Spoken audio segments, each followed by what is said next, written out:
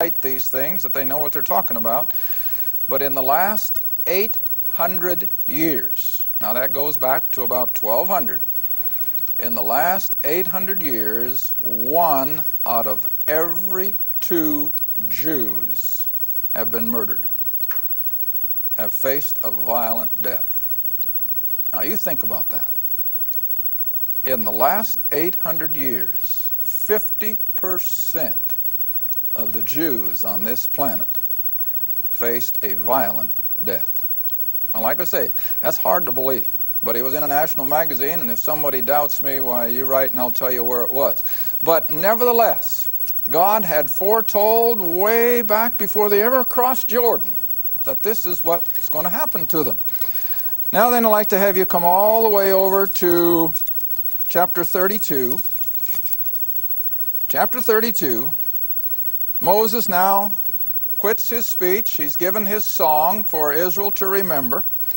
And now God says in verse 48, as he spake to Moses the selfsame day, saying, verse 49, now get thee up into this mountain, unto Mount Nebo, which is in the land of Moab, over against Jericho, the land of Canaan, which I give unto the children of Israel for a possession. He can look at it from Mount Nebo. But now in verse 50, and I in the mount whither thou goest up be gathered unto thy people, as Aaron thy brother died in Mount Hor. Now that was back there, of course, in the book of Numbers. We skipped over some of that, and Miriam as well. When Aaron thy brother was gathered unto his people, now verse 51, after all that Moses has gone through, why in the world can't he lead them into the promised land?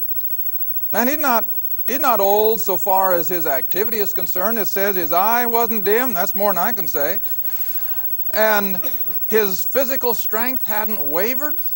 He still had everything going for him, I suppose, like a 40-year-old. So it wasn't because he was getting decrepit. But what happened? Well, let's read on.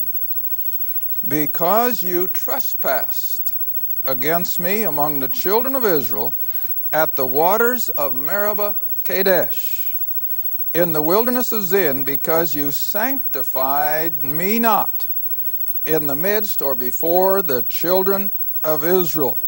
Now then, he says in verse 52, you can see the land from Mount Nebo. They're going to go up here. Mount Nebo is just off here to the east of the Dead Sea a little ways. And so he's going to get a glimpse of the whole area, which is now the land of Israel. He's going to get a glimpse of it. But thou shalt not go thither unto the land which I give to the children of Israel. All right, let's go back and see what happened. Let's go all the way back first to Exodus 17. Exodus 17.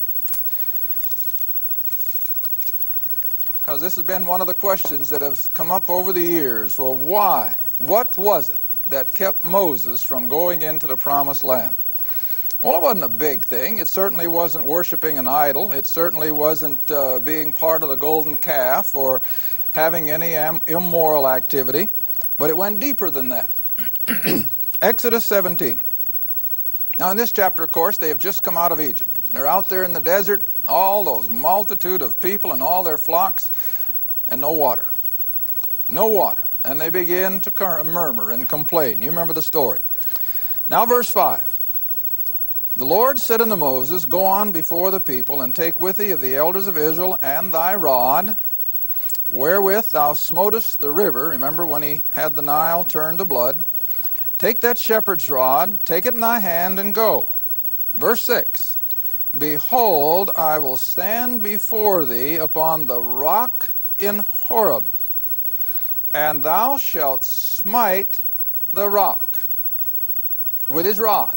In other words, he was to strike it one time. And out of the rock there shall come water, that the people may drink. And Moses did so in the sight of the elders of Israel. Now, I've made the point over the last several weeks, all through. Now you got to turn to the New Testament a minute, don't we? Go to Corinthians. All through the Scripture, any reference to the rock, unless the text definitely indicates something else. That, of course, is possible. But whenever you have the rock, 1 Corinthians chapter 10,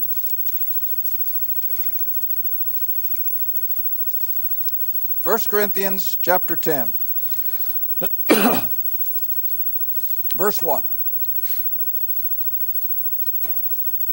Where Paul writes, "Moreover, brethren, I would not that you should be ignorant how that all our fathers were under the cloud and all passed through the sea." So what's he referring to? Going through the Red Sea, the Exodus. "They were all baptized unto Moses." Now that's usually a half-hour lesson on the word baptism. This is not water baptism in any way, shape, or form, but the word indicates a placing.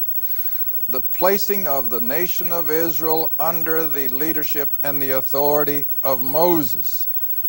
Verse 3, "And they did all eat the same spiritual food," the manna.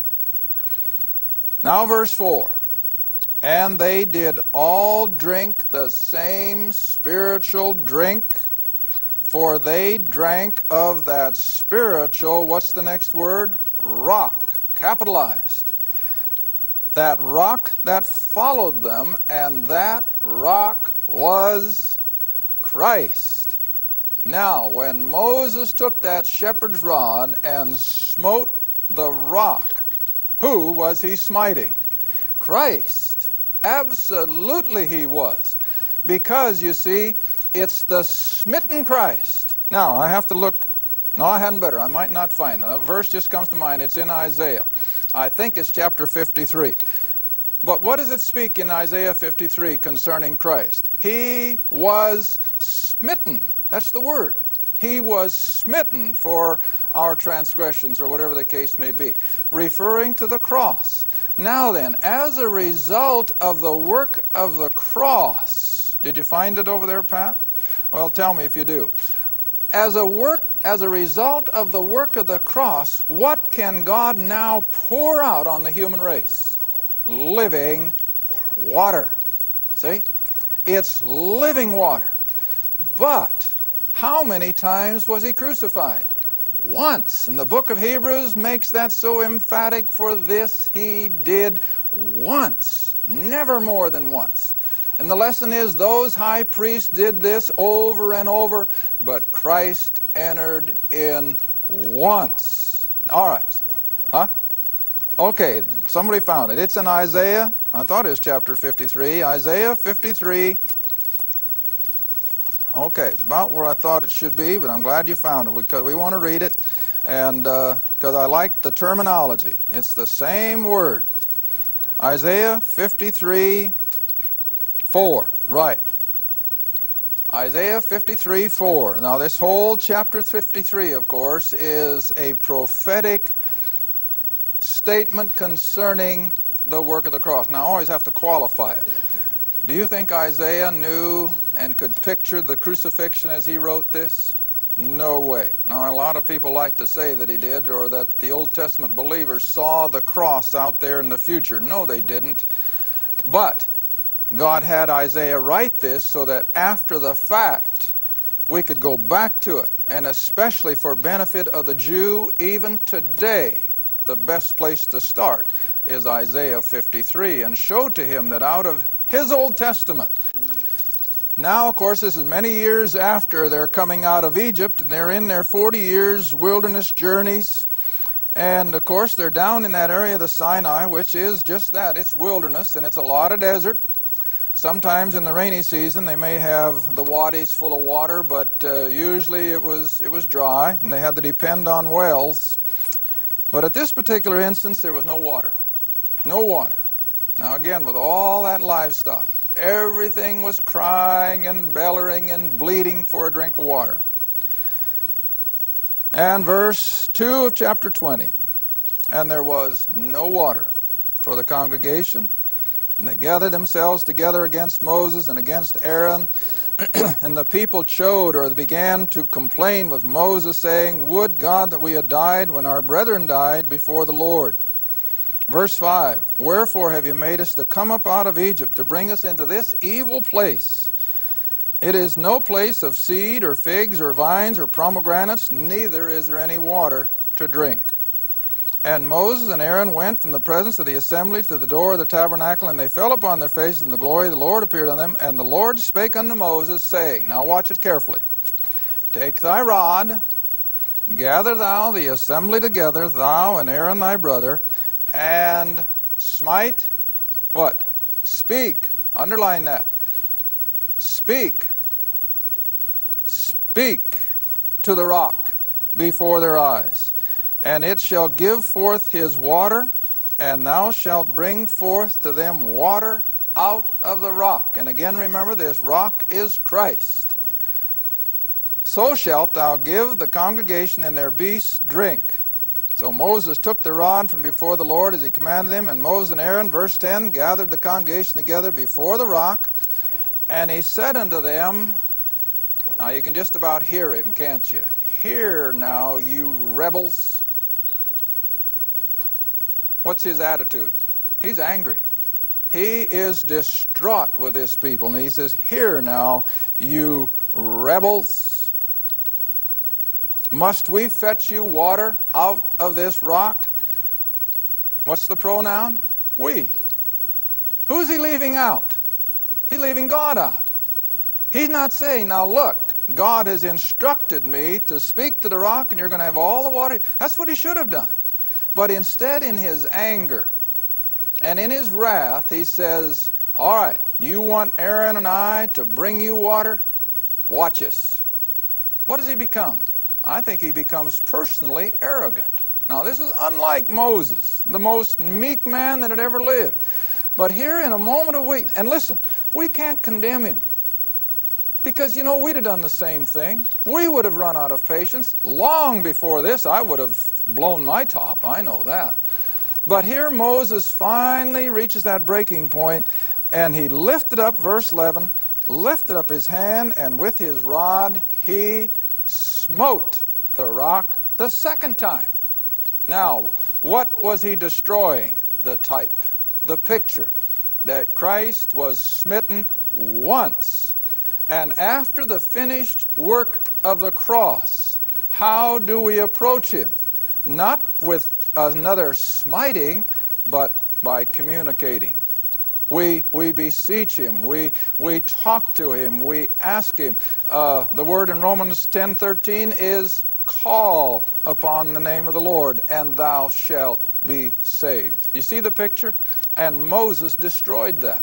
And so, verse 12. I mean, Moses had no more than done it. And he understood he'd never see the promised land. And look what it says. And the Lord spake unto Moses and Aaron, because you, what's the word? Isn't that amazing? How it always comes down to that same one word, faith. What faltered? His faith. What faltered? His obedience. And isn't it the same with us? Oh, we can be so stalwart, we can be so strong, and yet in a moment of weakness, what fails us? Our faith. Every time a sin besets us, what's the problem? A lack of faith. Because if we know what God has said to us, then we're not going to let these things befall us. But it's a lack of faith. And so he said, because you believed me not to sanctify me, instead they did it themselves, in the eyes of the children of Israel, therefore you shall not bring this congregation into the land which I have given unto them. And this is the water of Meribah, because the children of Israel strove or argued or complained with the Lord, and he was sanctified in them. So there is the whole idea now. I'd like to have you come back quickly. We only got a matter of seconds left. Come all the way back to that last chapter of Deuteronomy now, where it says that Moses was 120 years old, and he died, and God buried him there in Mount Nebo. And what did I say at the end of Genesis? God buries his servants, but never his program. Thank you for watching Through the Bible with Les Feldick. Through the Bible is a partner-supported ministry.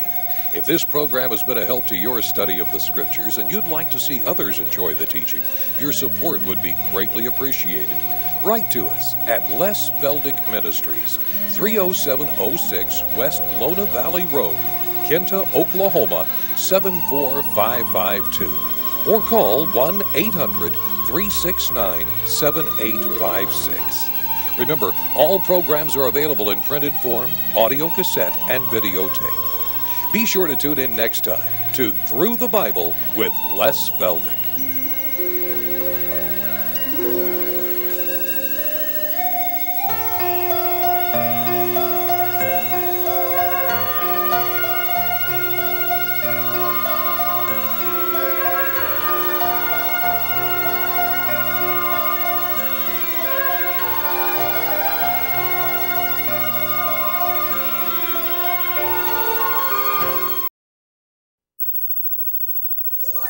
Welcome to Through the Bible with Les Feldick, a 30-minute walk through the Scriptures, teaching in-depth Bible truths that change people's lives. Now, here's your host, Les Feldick. Okay, let's get right back where we left off. I definitely am not going to make any announcements this time. We're going to go right straight into Deuteronomy 28 and down to verse 63. Now, if you remember last week, we were talking about the conditions of blessings or curses that God puts before the Israelites. If they would be obedient, He would bless them every which way. But on the other hand, if they would turn their back on Jehovah, if they would become disobedient, then He listed all the curses that would befall the nation of Israel. Now then, if you come down to verse 63 in this same chapter, Deuteronomy 28, God continues to say, "And it shall come to pass that as the Lord or Jehovah rejoiced over you to do you good, to multiply you, so the Lord will rejoice over you to destroy you, and to bring you to naught," or to nothing. "And you shall be plucked from off the land whither thou goest to possess." Now remember, they're still sitting out here on the plains of Moab. They're still out here just east of the Jordan River and just east of Jericho. And these are in the final days of Moses' life. And he is passing this on now to the nation ere they go into Canaan. And then he says, verse 64, "The Lord shall scatter thee among all people." Now as we read this, keep reminding yourself, isn't this exactly what happened? Here this is written almost 1500 BC. And here we are almost 2000 AD. 3,500 years, and it has come to pass to the exact word.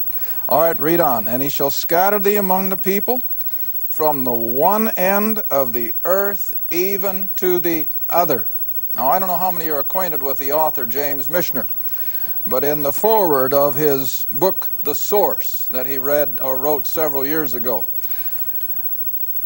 as he did the research for the book, The Source, which you remember was tracing Jewish families from all the way back, and of course Michener is great on research, no doubt about it. He doesn't even start a book until he actually lives in the area usually.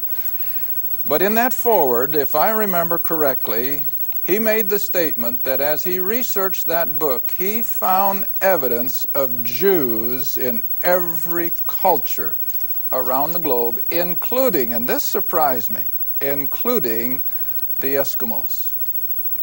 Now that I just, and that's why I remember it so definitively, is because he mentioned it. I'm sure it was in Michener's foreword.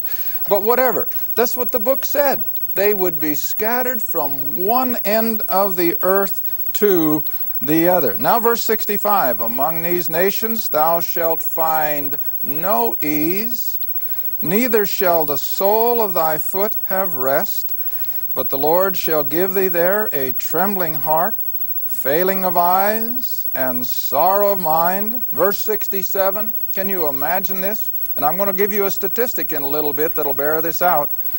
"In the morning thou shalt say, Oh, would God it were evening. And the evening they'll say, Oh, would God that it were morning." In other words, what were they doing? Oh, they were just wishing their life away. It wasn't worth living, see? All right, now I'd like to show you the other side of the coin again, the better part. Now skip over to chapter 30 here in Deuteronomy. Excuse me, Deuteronomy chapter 30. And again, beginning right there at verse 1. "And it shall come to pass," and I'd like to underline, I got the word "when" underlined. "And it shall come to pass when all these things are come upon thee, the blessings and the curse, which I have set before thee, and thou shalt call them to mind from where? Among all the nations, whither the Lord thy God hath driven thee. Now, do you see what God is telling them before it ever happened? Because of their disobedience, because of their unbelief, they are going to end up scattered from one end of the earth to the other. But, he says, when that has finally happened, then I shall call them to mind among the nations wherein he hath driven thee, and shall return unto the Lord thy God, and shall obey his voice according to all that I command thee this day, thou and